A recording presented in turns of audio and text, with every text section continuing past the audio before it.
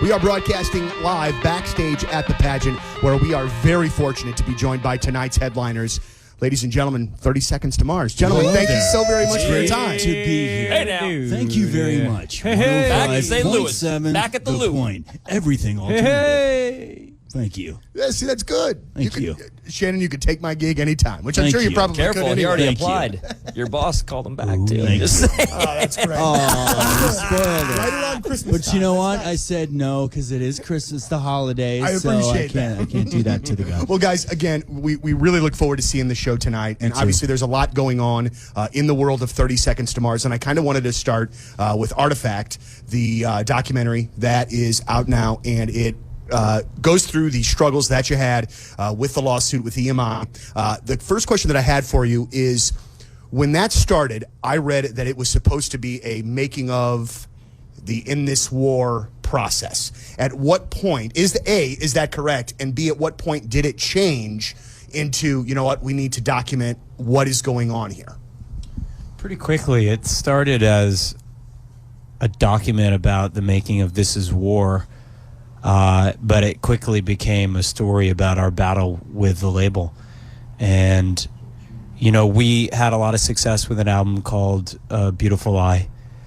It ended up selling millions of copies. We started touring around the world, and we came home ready to make a follow-up album and found out that not only were we never going to be paid a single penny for any of that success, but that we were also millions and millions of dollars in debt. And we started to look into it. We're pretty shocked by what we found and decided that we were going to fight for a better deal, for a better situation. And that's what we did for the next couple of years, year and a half. And we filmed everything, and we made a story about the making of This Is War, about our battle with EMI, and really about the state of music at that time. And a little bit about what the future may hold. Very good. It's out now. It's been out for just a couple of weeks. I know people can get it on iTunes and Amazon. And this is the second week. It was in the top 10, number 4 or 5 independent films last week on iTunes. Right. And you know, we self-released with a platform that we built called Vyrt, VYRT, and that was really fun because we got to have this live premiere online around the world, and that was a great success. And now we're putting it into some theaters and on iTunes ourselves. So it's really independent film at its purest, and excited that people are finally seeing the movie and it's getting a great response. Now, when you had first signed, just to go back a bit, when you had first signed that original deal with EMI, at the time, did you think it was a good deal? Were you just green and didn't know?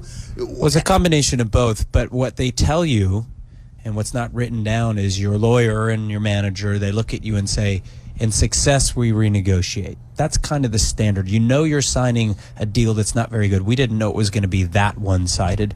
The tragedy here is record companies could make transparent, simple, clear, fair deals with artists, still make tons of money, still have a piece and ownership of everything going on. But for some reason, they don't do that. They wait until they have to do that. And that's just a bizarre way to work. I wouldn't understand. I mean, could you imagine in Silicon Valley if that's how they treated entrepreneurs? We wouldn't have Facebook. We wouldn't have Google. We wouldn't have a lot of the things that are happening in technology today. Now, at any point during the legal process, was the band in jeopardy? Did you ever wonder, is this even worth it? Or it seemed like it was the opposite. It seemed like it kind of galvanized you guys. I think it helped us become closer as a band. It helped us we dug in and made the album of a lifetime. It was really an important record for us. And, you know, it was an intense fight. It was not a lot of fun. You know, only a couple of people at the label reached out like after the fact and were like, you know what,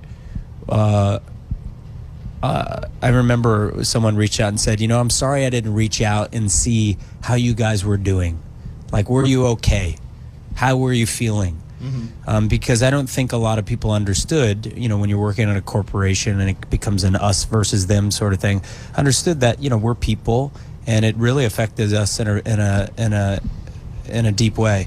But that being said, that's one of the reasons we made the film, because we had a story to tell. We had something to get off our chest, something we wanted to share with the world. And the fight continues. Very good. It's you live to fight another day. Now, 300 shows on the last touring cycle. That is amazing. At what point, I mean, at what point, or I guess, here's the better question. Why that many shows? You could have done 150 and your fans would have been thrilled. Why push yourself so hard? I mean, that is a rough couple of years. I mean, I know it's a great, you love doing what you do. I don't want to make it seem like that, but that's still a lot of time away from home, a lot of time on the road. We love touring. We love playing shows. There were plenty of opportunities to stop throughout that whole album cycle, and we just kept wanting to play shows, and the opportunities seemed fun and exciting, and, why say no when you can say yes? Very good.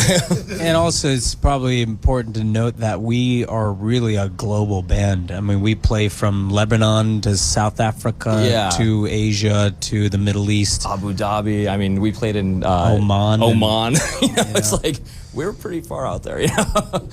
That has to be a very cool feeling to have all corners of the world being fans of 30 Seconds to Mars. It's incredible. I mean, we were in the Middle East during the Arab Spring.